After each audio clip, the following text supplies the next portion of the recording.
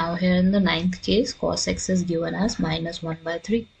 and x is in third quadrant. अब third quadrant है, इसका मतलब क्या हुआ कि x की वैल्यू हमारे या तो पाए के बीच, पाए से लेकर 3π/2 तक है, क्योंकि 270 डिग्री होता है हमारा। लेकिन यहाँ पे हमें, अगर आप नोटिस करो, एंगल्स कैसे निकालने हैं, x/2 वाले, तो सारे टर्म्स को हम 2 से डिवाइड करेंगे। सो आई वुड हैव π/2, ये चेंज हो जाएगा 3π/4 में, which is in the second quadrant. This is in the second quadrant. So we can say that I have values for second quadrant x/2 वाली, और हमें पता है second quadrant में साइन हमारा क्या होता है, greater than 0, और what is cos, it's less than 0, negative होता है, tan is there, tan is less than 0 as well। ठीक है, तो इसके अकॉर्डिंग हम अपने आंसर्स लिख सकते हैं। Now we would be directly finding all the values, क्योंकि हमारे पास cos की वैल्यू ऑलरेडी है और हमें निकालना क्या है, sin square x/2, using the same formula we did in the 8th question, which was 1 minus cos x divided by 2, half angle formula है हमारा ये। 1 is the cos x की वैल्यू हमारी -1/3 हो गई, डिवाइड किससे करना है, 2 से। So I would have 1 + 1/3 divided by 2, 3 से आप मल्टीप्लाई करोगे 1 को, 3 + 1 is the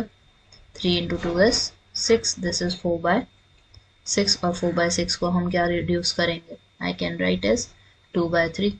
और साइन की वैल्यू निकालनी है हमें, तो रूट आ जाएगा √2/3, और पता है हमें पॉजिटिव है तो पॉजिटिव ही लिख लेते हैं, इसको माइनस वाला लिखते ही नहीं है sine. I need cos square x/2 which is 1 + cos x divided by 2,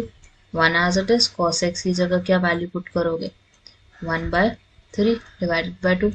so you would have 3 + 1, 3 नीचे आ जाएगा, multiplication with 2, so I would have 4 × 6 again।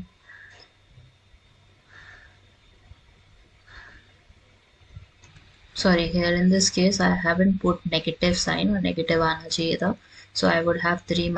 1 for it। 3 - 1 हमारा कितना हो गया, that's 2, 2/2 is 1, 1/3 हो गया ये हमारी वैल्यू, this is 1/3, और हमें निकालना क्या था, cos x/2, और हमें पता है cos x हमारा नेगेटिव होता है फॉर द सेकेंड क्वाड्रेंट, तो हमारी वैल्यू क्या आ जाएगी, -1 over the √3 would be there. Last situation है हमारे सामने, दैट इज tan x/2,